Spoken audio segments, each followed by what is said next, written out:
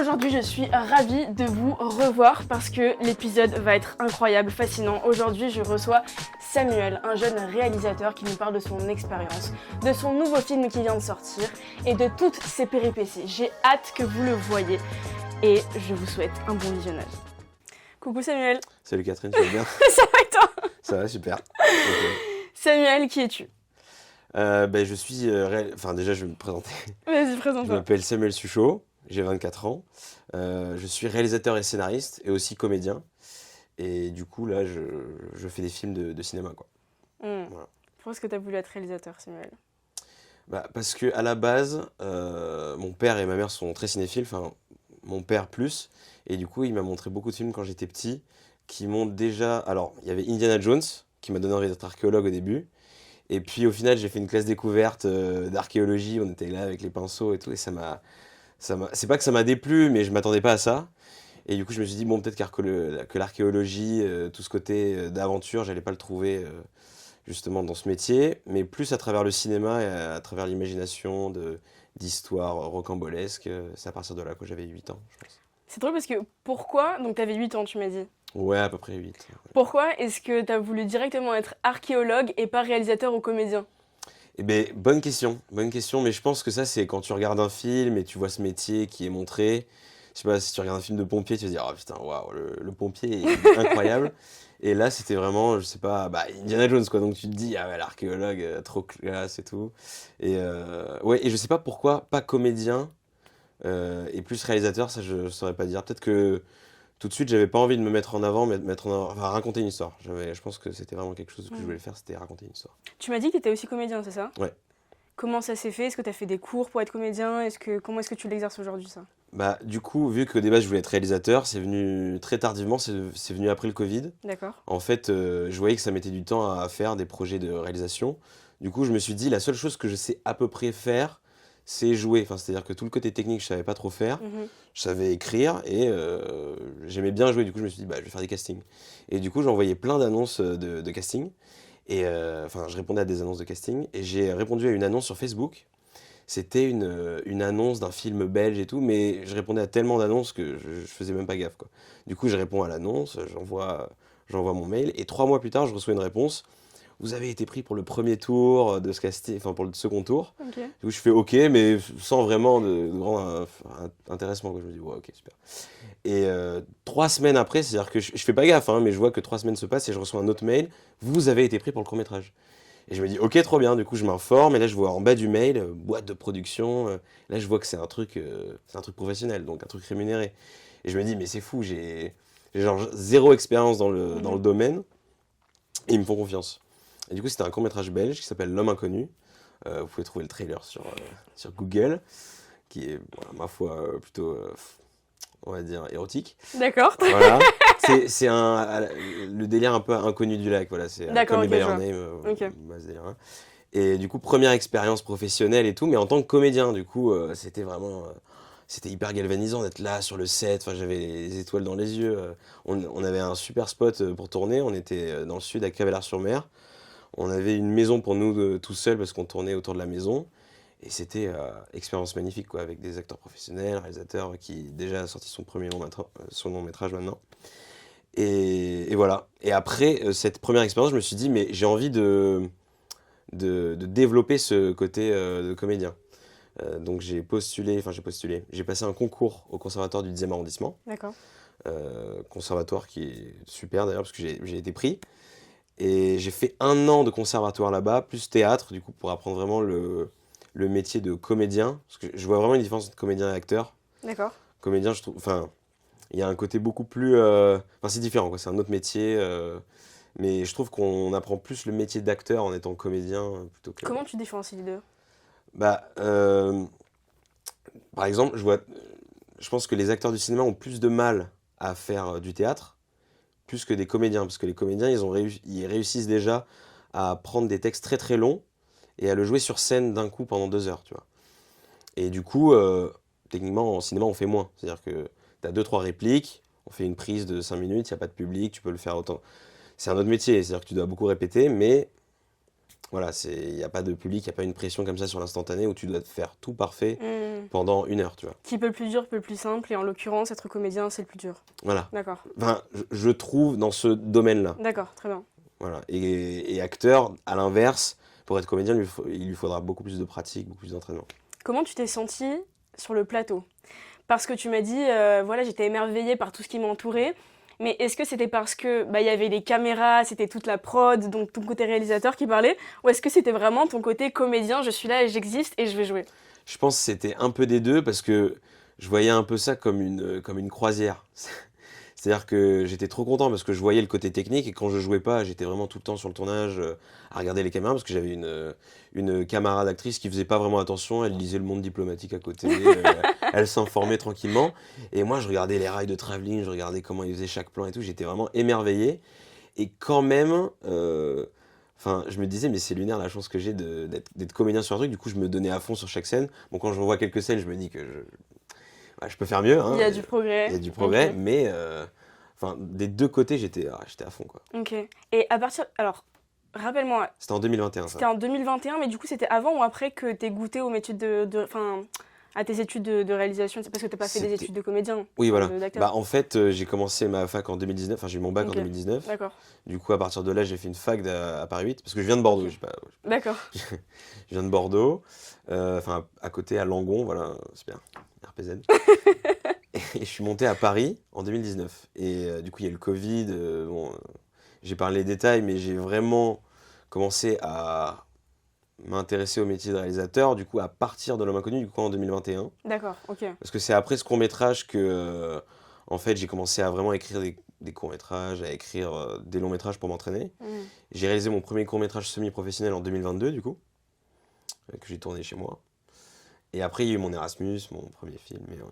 Très bien, très bien. Samuel, avant de rentrer dans les détails de ton premier film, tes premières réalisations, je suis quand même intriguée par le côté enfance. Parce que je trouve qu'il y a vraiment un élément important dans notre enfance qui va traduire en fait notre futur. Donc, si tu devais décrire ton enfance, comment est-ce que tu la décrirais? Et en quoi est-ce qu'elle a influencé ton regard artistique? Ah, trop bien cette question.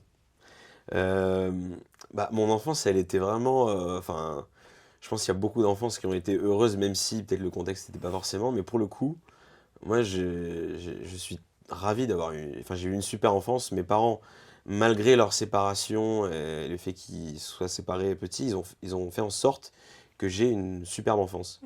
Et c'est vrai, j'ai eu une superbe enfance. J'ai eu un père qui était présent comme il le pouvait. Ma mère qui était présente, il n'y a pas plus présent que ma maman. Et, omniprésente. Exactement, voilà, c'est le mot, omniprésente. Et ils ont tous les deux joué leur rôle à leur manière. Mon père, c'était beaucoup plus sur les loisirs, parce que je voyais que le week-end du coup. Beaucoup plus sur les loisirs. Je vais développer un peu le côté économique parce que ça a beaucoup son importance. Mais mon père, à ce moment-là, il avait des moyens. Il avait des moyens, ça nous permettait de voyager et puis même juste de voir une quantité de films gigantesque, quoi. Et avec ma mère, c'était beaucoup plus... on va dire que la vie était beaucoup plus restreinte en termes d'activité parce qu'elle avait pas de moyens. Parce qu'on habitait dans une cité HLM quand j'étais tout petit. Et après, on a déménagé en campagne. C'est pour ça que je dis Langon parce que... Enfin, on a déménagé à Verdelais. C'est un petit village à côté de Langon. Mais personne ne connaît Verdelais, donc je dis Langon. Et on a déménagé là-bas. Ce qui fait que y a eu déjà un gros gap parce que mon père était toujours à Bordeaux, donc je faisais tout le trajet. Et la vie était différente. Enfin, la campagne, c'était beaucoup plus calme. Une vie de monastère. Et chez mon père, le week-end, cinéma, resto, voilà, tout le truc kiffant jusqu'à la moitié de mon adolescence.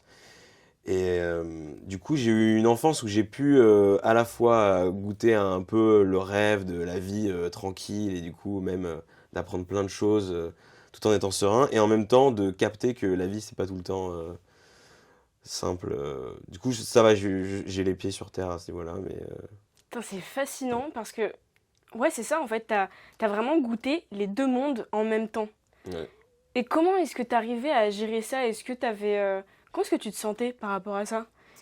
C'était très bizarre parce que par exemple, ça c'est une très bonne anecdote, mais je partais de chez mon père le lundi matin, mais j'allais en cours à 50 km de Bordeaux. Donc en fait, mon père, il payait un chauffeur lunaire. Hein. Il payait un chauffeur. Moi, j'avais mon petit déj dans le van. Et j'arrivais en van devant mon école primaire. Où c'était assez lunaire. Et après, le soir, ma mère, elle venait me chercher dans la Peugeot classique, voilà, assez tranquille, quoi. Et après, on allait à la Croix-Rouge prendre à manger. Donc, il y avait vraiment ce gap entre j'arrive en chauffeur et je me suis adapté. Hein. Je pense que c'était pas facile au début, mais j'ai très vite compris qu'il fallait que je compte l'argent. Et est-ce que tu posais des questions à tes parents, dans le sens où pourquoi papa il a plus, pourquoi maman elle a moins, pourquoi est-ce que ma vie elle est aussi drastique en l'espace d'une semaine? Je pense que j'étais trop dans mon monde, je posais pas du tout les questions. Ok. Je pense que juste j'acceptais le monde tel qu'il était et je faisais en sorte de juste moi apprécier le moment, quoi. Enfin, déjà eux, je pense qu'ils essayaient de pas faire de vagues parce qu'ils s'appréciaient pas du tout. Et à côté de ça, en plus, j'ai un frère et une grande sœur, mais on n'a pas le même père, mais du coup ils sont plus grands, donc j'aurais pu avoir une relation frère et sœur très proche, mais du coup j'ai eu une enfance très solitaire. Ce qui fait que j'étais dans mon monde, dans ma bulle et tout, et je me faisais mes films, mes histoires et tout. J'utilisais pas forcément la caméra, mais je rêvassais, Quand tu j'étais dis dans très ton heureux. monde, qu'est-ce que ça veut dire? Est-ce que ça veut dire que tu sublimais la réalité? Est-ce que ça veut dire que tu étais tout le temps dans tes pensées, que tu étais dans la lune? Est-ce que tu étais le genre d'élève qui était là à tout le temps rêvasser? Le prof qui dit Samuel, réveille-toi, participe un peu en classe. Non, pour le coup, j'étais très scolaire. J'aimais beaucoup Très scolaire. j'aimais beaucoup l'école. J'étais fan, enfin, je suis toujours fan d'histoire. J'aimais beaucoup les matières. Enfin, j'aimais toutes les matières. Franchement, je kiffais mes profs. Je posais beaucoup de questions. J'avais beaucoup de curiosité. Et surtout parce qu'en fait, à l'extérieur, j'étais très épanoui, quoi. J'allais au cinéma, je faisais plein de choses autour. Du coup, quand j'allais à l'école, il y a souvent ce truc quand tu vas à l'école et que tu connais déjà un peu des choses que tu apprends à l'école, tu sais, quand tu lèves le doigt, c'est que tu sais un peu déjà les trucs. Et du coup, j'étais à l'aise, quoi, parce que je me disais, ah putain, je kiffe, je connais des trucs et tout. Et du coup, j'avais pas ce truc de dans son monde et tout, mais c'était plus à l'extérieur où en fait, je sais plus à partir de quel, mais je sais que socialement, j'étais très à l'aise parce que mon père est hyper à l'aise, mais ma mère est très introvertie et mon père est hyper extraverti. Et du coup, je pouvais switcher et j'arrivais très facilement à me faire des amitiés et très facilement, je pouvais me mettre dans mon monde, je créais mes personnages et tout, dans ma chambre, j'étais complètement allumé. Mais c'était que quand j'étais seul, quoi. Quand j'étais en groupe, j'étais hyper tranquille, quoi. Génial. Ok, donc si on en vient à... Je sais pas si j'ai bien résumé mon enfance. Si, franchement, j'adore.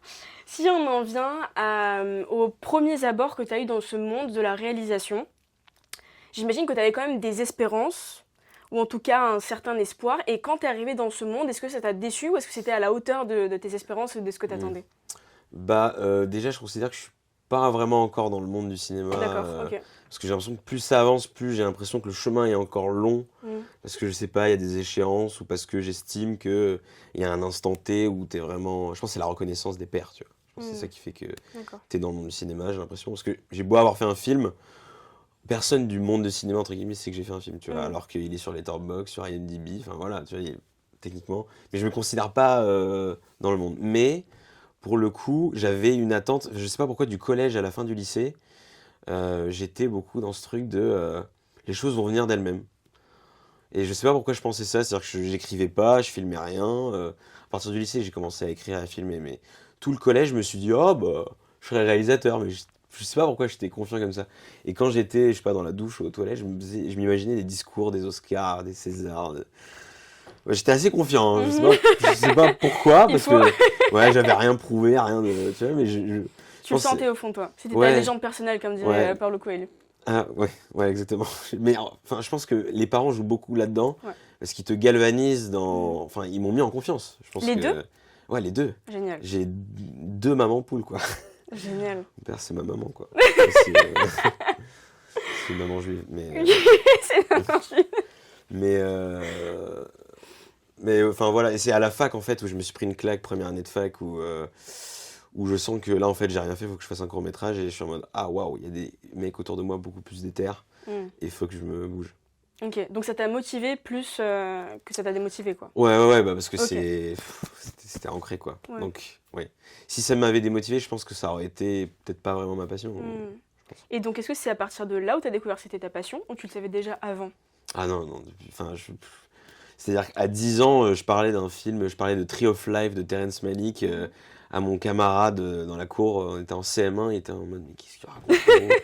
Moi je regarde Dragon Ball Z, je parle pas de Terrence Malick quoi. Et est-ce que tu te sentais en décalage parce que tu avais quand même une certaine maturité ou en tout cas on va dire une culture un peu plus développée cinématographique que les autres? Est-ce que tu te sentais en décalage et tu étais en mode ouais, du coup je suis encore plus dans mon monde? Ah ouais, complètement. Mais même avec des profs, c'est-à-dire qu'il y avait des professeurs au collège, enfin littéralement c'était souvent des profs de français avec qui j'essayais d'avoir des discussions de cinéma. Et eux-mêmes étaient là, moi je connais pas c'est qui ce réalisateur. Waouh, d'accord. Voilà, et même en seconde, je me rappelle avoir, là c'était une prof d'art, donc là encore, c'était pas méprisant, mais elle disait oui, donc ce fameux film de 1930, et moi je dis, ah non, Métropolis c'est 1929. Madame. Non. Et la prof était là, pas du tout, qu'est-ce que tu racontes Samuel? Mais, j'étais là, bon... J'adore. Et non, en tout cas, en cinéma, je sais que, bah oui, malheureusement, après, c'était peut-être lié au lieu géographique. Il n'y avait pas beaucoup de gens en cinéma qui étaient calés. Mhm. Ils étaient beaucoup plus calés, peut-être en littérature ou en vin. Mhm. C'était normal, quoi. Mhm. Mais en cinéma, ouais, non, j'étais fou. Et même, d'ailleurs, pour l'examen de terminale, j'ai fait un examen de cinéma, mais en auditeur libre, c'est-à-dire que j'avais pas de prof de cinéma, du coup j'ai fait tous les cours de cinéma moi-même, et à la fin il y a eu un exposé. Et à l'exposé, du coup, j'avais pas révisé, mais j'étais là en mode je connaissais mon truc, et c'était des profs de fac de Bordeaux qui étaient venus faire mon audition, et ils m'ont noté, j'étais là, mais il n'y a pas de prof de cinéma, quand c'est que lui il connaît tous ces trucs. Et bon, j'ai eu 20, mais bon, c'était pas vraiment. Enfin, moi, je voulais juste être. J'étais content d'être reconnu par des gens de Bordeaux. Je me suis dit, ah, il y a des gens qui me comprennent au final, parce qu'en fait, on avait plus une discussion plutôt que eux me poser des questions. Généralement, sur un exposé, on te pose des questions. Là, vraiment, je discutais avec eux, je leur racontais mes films préférés. C'était, ah ouais, putain, ouais, je suis d'accord. C'est trop marrant. Trop intéressant. Est-ce que tu as un style quand tu es réalisateur?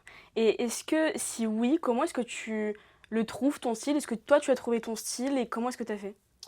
Je pense que des analystes qui sont extérieurs à moi pourraient trouver mon style, peut-être déjà dès mon premier film, alors que j'en ai fait qu'un.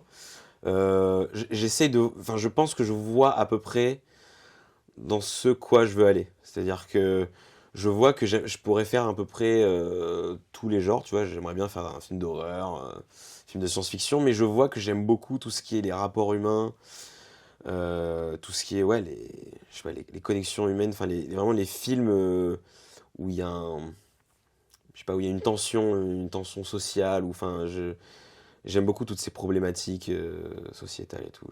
Ouais. Et écrire des personnages profonds avec des dilemmes et même parler de sujets tabous, tu vois, ça m'intéresse. Et donc par rapport à ça, attends, comment est-ce que tu prononces le nom de ton premier film? Giallo Arancia con Grana. Ok, parfait. J'osais pas le dire.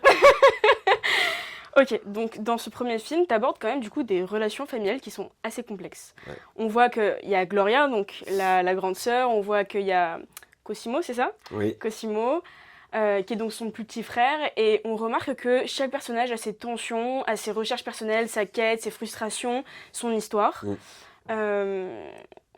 Est-ce que c'est un reflet de ce que toi tu as vécu, d'où t'es venue cette idée? Est-ce que ce thème résonne avec toi? Cette histoire, elle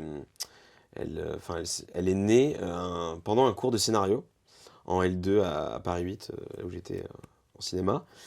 Et en fait, le professeur, il m'a dit, mais voilà, il faut que tu trouves une histoire qui te touche, avec des buts vraiment intéressants qui les touchent profondément, quoi. Et c'est là aussi, à côté, je lisais un livre de scénario, et du coup, j'essayais vraiment de trouver des personnages impactants. Et je sais pas pourquoi, en fait, j'ai pensé à cette fille, parce que déjà, ça me fait penser à ma sœur qui elle vit des trucs personnels qui sont voilà, très, très durs. Enfin, elle a vécu des moments très durs, et je me suis inspiré de ça parce que c'était très fort pour moi.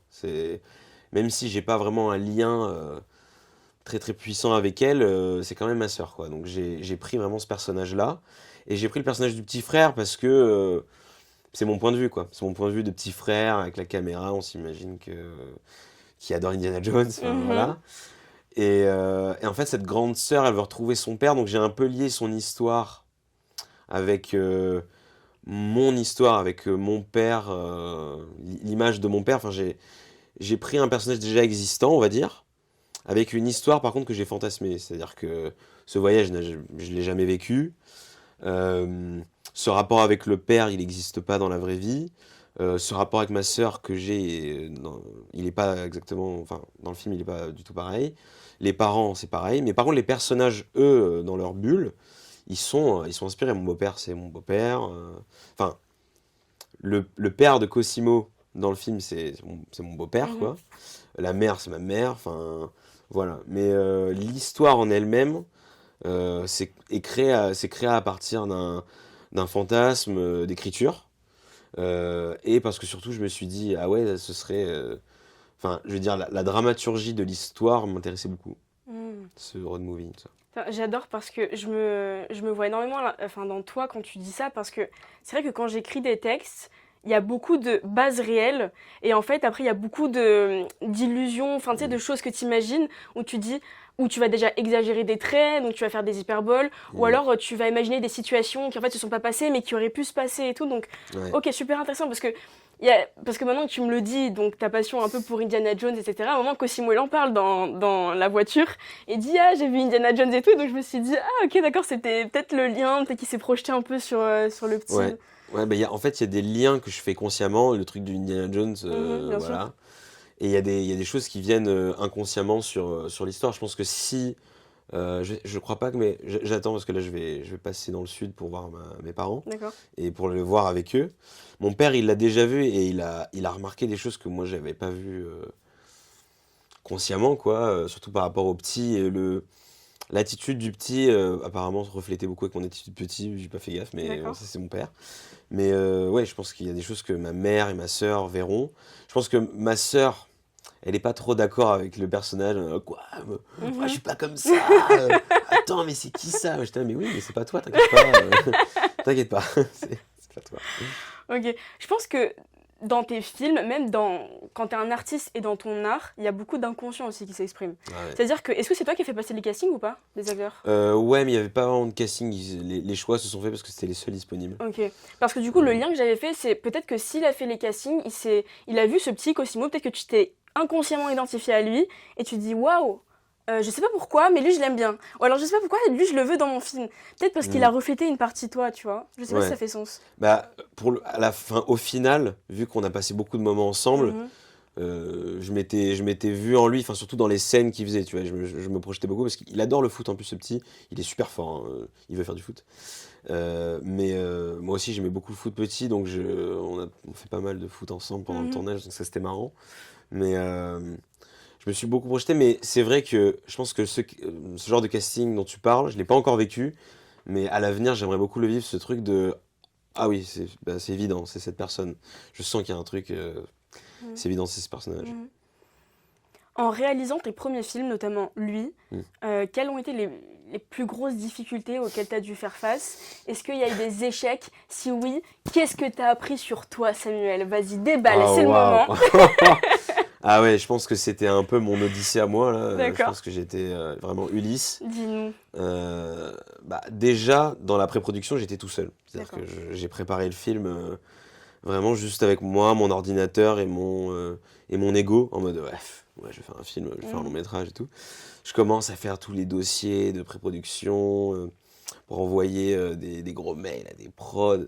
Je vais à Rome, je vais voir 40 boîtes de prod qui me refusent toutes. Vraiment, j'en ai pas une qui m'accepte, mais je me dis, ah bah ouais, bah je vais trouver des financements et puis tout va bien se passer. D'accord. Je savais que j'avais des petites économies que ma grand-mère m'avait données quand j'ai eu 18 ans, donc c'était 30 000 euros. Et j'avais déjà un peu utilisé, du coup il me restait 25 000. Et je me suis dit, sur ces 25 000, il faut que je mette tout dans le film. Et j'ai pas chômé, hein, j'ai tout mis dans le film, mais je me suis dit, il faut quand même que je trouve d'autres financements. Voilà. Donc j'envoie des mails à des prods et tout. Personne me cala, vraiment. C'était. Avec du recul, je me dis, mais comment j'ai pu continuer? Et petit à petit, il y a des gens qui lisent mon scénario, notamment un chef opérateur qui s'appelle Carlos. Et Carlos, lui, il va accepter le film et il va convaincre, je crois, un autre ingé son pour lui dire oui, on va travailler avec lui. Et petit à petit, il y a une équipe qui se forme. Je commence à faire des TikTok parce que je mets une cagnotte en ligne. C'est là que je commence à faire mes petites vidéos. Salut, voilà, j'ai fait une cagnotte, etc. Et en vrai, ça fonctionne bien. Ça fonctionne bien, ok. Ça fonctionne bien plus du côté populaire en vrai que la cagnotte. En vrai, j'ai reçu que 600 balles. Enfin, d'accord. ça va, mais c'est vrai que 600 € dans le cinéma. Mais tu t'es bougé le cul, t'as quand même fait des TikTok et t'as fait ta cagnotte. Ok, voilà. quand même. J'ai fait ça, en vrai, ça va. Et c'est là qu'un chef opérateur image, du coup, voilà. Il accepte le projet, il dit ah mais trop bien, et en vrai même je peux te passer un directeur de prod qui lui aussi il pourra t'aider et tout. Et là je me suis dit mais génial, je suis tout seul depuis le début, go il m'aide, etc. Donc William arrive sur le projet et il m'aide financièrement aussi pour le tournage du film, quoi. Donc ça il va m'aider plus tard. Et à ce moment-là arrive l'été, du coup moi je comptais tourner fin août à début septembre. Et à ce moment-là, j'ai pas vraiment de problème. Enfin, si on va dire, le seul problème que j'ai, c'était par rapport au casting. J'arrivais pas à trouver d'acteur. Et tellement que j'arrivais pas à trouver d'actrice pour le rôle principal, que j'ai dû faire une annonce sur Tinder. Bon, c'est intéressant l'usage. Voilà. Faut tout essayer. Mais d'accord, ok, vas-y. Faut tout essayer. J'ai fait une annonce, mais c'était vraiment... Il y avait les photos que moi j'avais imaginé la personne, il n'y avait pas mes photos à moi. Okay. Il y avait une photo de moi pour dire qui j'étais, tu vois, mais voilà. Et après, il y avait des personnes avec qui je matchais. Et j'avais vu 2 filles, j'étais en Italie à ce moment-là, donc on s'était vu à Bologne et tout, à un café. Et je sentais qu'il y avait je sais pas, il y avait un décalage. Je sentais que c'était pas clair pour les deux parties. Ok, d'accord. Voilà, donc c'était insolite, c'était marrant. Au final, les personnes qui ont travaillé sur le film, enfin les acteurs, c'était des amis à ma famille italienne, parce que mon beau-père est italien. D'accord. Donc c'est des acteurs qui viennent des Pouilles. Donc le petit garçon et la mère sont vraiment mère et fils. D'accord. Et l'actrice, c'est une amie à mon cousin italien. Et la mère et le fils sont des amis à ma famille italienne. Okay. Le père, c'était mon propriétaire quand j'étais à Bologne. La mamie qu'on retrouve dans le film, c'est la belle-sœur de ce propriétaire. D'accord. Et la fille qui s'appelle Alice, qu'on voit à la fin, c'était une personne qui s'occupait des Erasmus à Bologne. D'accord. Et elle faisait du théâtre et elle était... Ah, elle avait l'air adorable. Ouais, elle était déterre de travailler sur le film. J'ai adoré ces personnages, trop mignonne. Bah voilà. Et du coup ça c'était vraiment le seul couac qu'on va dire du casting, mais ça s'est fait naturellement parce que c'était les seules personnes dispo. Et j'étais confiant de ma direction d'acteur, du coup je me suis dit bah ça va fonctionner. Et puis du coup arrive l'été. Et là, l'été, je suis à Lacanau et je veux travailler pour encore ajouter un peu d'argent pour le film. Donc, je travaille en tant que vendeur sur la côte à Lacanau. Et un jour, William, le directeur de production, qui m'appelle et qui me dit « Oui, tu sais, le chef-op, Paul, bah, il a eu un accident de moto. D'accord. Du coup, bah, il pourra pas être sur le tournage. » Waouh. À ce moment-là, on est à 1 semaine du tournage. Oh mon Dieu, l'angoisse. Et du coup, techniquement, j'ai pas d'image, donc j'ai pas de film. Moi, j'ai pas de caméra, j'ai pas de plan B, j'ai personne. Et ça paraît absurde, mais c'est absolument ce qui s'est passé. C'est-à-dire que je reçois l'appel, je suis à ma pause, je retourne dans les vestiaires de mon taf de vendeur, je suis en pleurs. Il y a ma manageuse qui me voit dans les vestiaires, elle me dit Samuel, c'est pas comme ça que tu vas trouver ton gars. Elle connaissait rien au truc, mais elle était là, ouais, tu retournes vendre, voilà, hop. Du coup, évidemment, je retourne vendre parce que c'est pas mon magasin. Donc, je vends, mais je vends dépité. Je suis là, ouais, vous voulez ce pull? Il est vraiment super ce pull. Prenez-le, achetez-le. Hyper convaincant. Le pire vendeur de l'après-midi. Et du coup, après, je sais pas quoi faire. Je mets une annonce sur Insta. Maintenant, on peut faire des annonces, c'est cool. Je dis, je cherche un chef-op urgemment pour 3 semaines de tournage, tout frais payé. Donc, c'est peut-être ce qui pouvait attirer. Et là, il y a un pote que je connais de la fac de Paris de 2019, donc ça faisait 5 ans que je lui avais pas parlé. Et il m'appelle bourré. Ouais, Samuel, bon, bah en vrai, j'ai rien à faire pendant 3 semaines. Si tu veux, moi je te loue du matos pour pas cher, je ramène mon équipe et on revient sur le tournage. Après, on en reparle quand t'es sobre. Alors, au début, c'est vrai que j'étais un peu dubitatif. Je me dis, mais c'est une blague là. Et puis le lendemain, et puis 4 jours après, il était là en Italie. C'est concrétisé. Et enfin, les images sont magnifiques. Mais... Ok, et de tout ce chaos, qu'est-ce que tu as appris sur toi? Alors, waouh, très bonne question. Très bonne question, j'ai appris tellement de trucs. J'ai appris beaucoup de mes défauts, que j'étais très impatient. Et j'ai appris à m'améliorer sur pas mal de trucs, sur la gestion d'équipe, En vrai, être réalisateur, c'est vraiment du management, quoi. C'est vraiment... T'es là, tu gères une équipe et en fait, le tournage, il va avoir la vibe de toi, comment tu es. C'est-à-dire que si t'es stressé, tout le tournage va être stressant. Si t'es chill, le tournage va être chill. Et les premiers jours de tournage, mon chef-op, Hailey, qui avait beaucoup d'expérience, qu'il a travaillé sur Walking Dead, sur Athena, enfin, voilà. Et lui, il m'a beaucoup appris, il m'a dit, Samuel, les premiers jours de tournage, on va faire des débriefs chaque soir pour voir qu'est-ce qui va pas, et le lendemain, on va essayer de faire mieux. Et plus le tournage avançait, plus le film allait mieux. Et c'est pour ça que je trouve que dans le film, d'ailleurs, le film est de mieux en mieux, plus en avant, parce que ça a été fait chronologiquement. Donc j'ai appris que j'étais impatient, déjà, mais bon, ça... sans ça, je pense que j'aurais pas fait ce film, mais j'ai vraiment appris à... Ouais. Je dirais pas diriger une équipe, parce que je trouve que c'est une coopération, tu vois. On est tous là à s'entraider. Pardon. On est tous là à s'entraider pour un même résultat. Et bon, c'est vrai qu'il y a ce truc de hiérarchie dans un tournage où quand t'es réalisateur, tu peux pas te permettre d'écouter le mec qui est à la régie, qui a une idée, tu vois. Mais il y a quand même ce truc où il y a un travail d'équipe. Et chacun a son poste et chacun fait son truc, quoi. Chacun fait son truc et en même temps garder ce truc de colonie de vacances, quoi. Parce qu'en vrai, un tournage, tu crées vraiment des amitiés. Enfin, je sais que les personnes avec qui j'ai tourné sur le film, le 3/4, je veux dire quasi la totalité de l'équipe, je tournerai avec eux, mais enfin, j'espère toute ma vie, tu vois, parce que c'est trop kiffant. Et ouais, je pense que c'est ce travail d'équipe. Et honnêtement, ce long métrage m'a beaucoup plus appris que si j'avais fait une école de cinéma. Franchement, j'ai appris ce que c'était le stress d'un tournage, trouver des plans D quand tu sais pas où tourner, faire des repérages sur le moment, trouver des idées hyper rapidement, improviser sur le moment, réécrire des dialogues sur le vif parce que les acteurs ils aiment pas trop leurs dialogues, rajouter des scènes parce que là, trop bien, le spot est super, la lumière est trop belle, on discute avec le chef-op, on se dit ah ouais, cette scène est trop bien.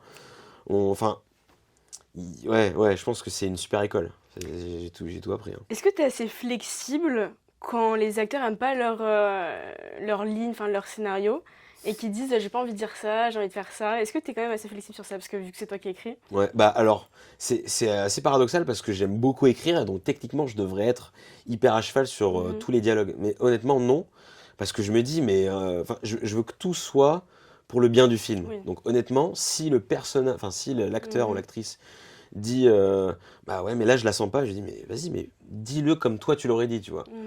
Parce que ce qui compte c'est qu'on y croit en fait à ce que tu dis. Donc si tu crois pas à ce que tu dis parce que tu le sens pas, et bah change-le à ta manière, tu vois, moi ça me dérange pas du tout. Faut juste que évidemment ça aille dans le truc. Si je dis je veux manger un kebab et toi tout d'un coup tu dis je veux un taxi, bon faut quand même que ça aille dans la direction de la scène. Mais généralement je suis toujours friand de nouvelles idées de mise en scène. Enfin, et puis c'est pour ça que moi, en plus, en tant que réalisateur, j'ai cette humilité au moins que je sais que je sais pas faire grand-chose sur un tournage. Je sais que j'ai écrit une histoire et je sais que je veux la faire avec une équipe. Et je sais que sans cette équipe, je suis rien. Donc je leur fais confiance, je sais qu'ils ont leur monde à eux, je sais que la costumière, elle va trouver des costumes qui vont dans mon sens, mais elle va rajouter son grain à elle. La décoratrice pareil, le chef-op pareil, le mec au son pareil. Voilà, je sais qu'avec les qualités des autres, on peut rendre le film encore meilleur et beaucoup plus, je sais pas, beaucoup plus riche. Tu vois. S'il n'y a qu'une idée, c'est pauvre un peu. Je pense. Quelle est ta mission en tant que réalisateur? Qu'est-ce que tu veux achieve à travers cette réalisation, à travers tes films? Quel est ton objectif final? Je pense que si tu m'avais posé la question quand j'étais au collège, j'aurais dit c'est pour laisser mon empreinte sur la planète. Mais c'est tout aussi légitime, hein. C'est tout aussi légitime, mais aujourd'hui, je dirais que c'est plus pour juste me faire kiffer, parce que rien n'est éternel, tu vois, tout est éphémère. Et je pense que c'est juste pour me faire kiffer, quoi. Je crois que mon kiff absolu, c'est de raconter des histoires, donc faire des films. Et c'est aussi peut-être, pourquoi pas, éveiller des consciences ou par rapport à notre monde, tu vois. Je pense que l'art a toujours été là, même si, paradoxalement, sans les puissants, l'art n'existe pas, parce que c'est les mécènes qui ont fait les grandes œuvres, mais sans l'art, il n'y aurait jamais eu de remise en question, il n'y aurait jamais eu ce truc, ou cette catharsis, où tu peux te dire, mais waouh, ça a changé ma vie, tu vois. Et oui, je pense que l'art peut plus changer le monde que les hommes politiques. Oh, le gros mot. Oh, le gros mot. Samuel, qu'est-ce qui te pousse à continuer dans une industrie aussi compétitive comme ça ? Parce que t'es tombé plusieurs fois, t'as vraiment eu plusieurs échecs avec tout le monde qui te disait non. Qu'est-ce qui te fait persévérer ? Qu'est-ce qui te fait continuer sur ce chemin ? Pourquoi toi, Samuel, t'aurais ta place dans ce domaine ? Je sais pas, honnêtement. Non, allez, affirme-toi, là, je pourquoi j'aurais ma place ? Je dirais que j'aurais ma place parce que c'est ma passion, c'est ce que je veux faire. Et alors, c'est vrai qu'on a besoin, on le dit pas assez souvent dans les facs ni dans les écoles, mais on a besoin d'argent pour faire des films, tout comme on a besoin d'argent dans la santé, dans l'éducation, dans plein de domaines. On a besoin d'argent pour que les gens s'expriment. Pour autant, ce n'est pas parce qu'il y a d'argent qu'on ne peut pas en faire des films. Et c'est pour ça que moi, peu importe ce que je ferai dans ma vie à côté pour vivre, je ferai en sorte de faire des films parce que c'est juste ma passion. Donc même s'il y a un tampon, il y a un tampon qui écrit oui, Monsieur Samuel Tuchot n'est pas agréé pour faire ce genre de film où il y a tu vois, le concept de diplôme de cinéma, je trouve ça un peu ridicule. Si j'ai envie de faire des films, je fais des films. Donc si moi j'estime que j'ai ma place, j'ai ma place. Tout le monde peut faire de l'art. C'est ouvert à tout le monde. Allez-y. Magnifique. Samuel, si tu devais résumer ta philosophie de vie en une phrase, ce serait laquelle ? Chill. Oh waouh, c'était rapide. Non. En une phrase, non, là du coup c'est soit très court, soit... Vas-y. J'y vais. Ce qui te vient. Ce qui me vient. Ma philosophie de vie, c'est... non, mais je dis chill parce que je sais que c'est cette insouciance qui a fait que j'ai fait mon film. C'est-à-dire que c'est ma naïveté, tu vois, je me dis j'ai fait mon film, je fais les choses et après coup je vois... parce que si tu prends du recul, en vrai la vie c'est une suite d'expériences et t'apprends des choses. Et donc quand tu prends du recul sur les choses que tu fais, tout de suite c'est moins grave, tu vois. Et je vais terminer avec cette anecdote. J'ai un de mes meilleurs potes... j'ai deux meilleurs potes, mais je vais pas dire mon meilleur pote, sinon il y en a d'autres qui va se vénérer. Mais Nabil qui fait du droit, et Nabil, il était à une sortie de partiel, et il est avec une amie qui est syrienne. Et elle est pas du tout stressée, elle est chill, et lui, là, j'ai raté. Et il lui dit, mais pourquoi t'es pas stressé, toi ? Pourquoi t'es chill comme ça ? Enfin, c'est un partiel, on est en L3, c'est pour notre master, c'est hyper important. Et elle est là, mais tu sais, moi j'ai connu la guerre en Syrie, donc... Waouh. Moi, tu sais, c'est pas un examen de droit qui va me bouleverser. Et franchement, cette phrase résume bien le fait que, en fait, quand tu prends le recul sur des choses qui, au fond, ne vont pas... qui ne vont pas choisir si t'es vivant ou mort, franchement, tu vois, je sais que faire un film, ça va... Enfin, tu vois, je veux dire, le stress d'un environnement de travail, tout ça, quand t'es dans la bulle, ça peut te donner l'impression que tu vas mourir, mais si tu prends un recul, tu te dis, mais si j'ai envie, je me barre, là, pourquoi je... Voilà. Incroyable, merci pour cette anecdote qui va rester vraiment dans mon esprit, vu la grosse stressée que je suis d'habitude. Merci beaucoup, Samuel. Parlons plus et parlons mieux. PPPM. PPPM. Parlons plus et parlons mieux.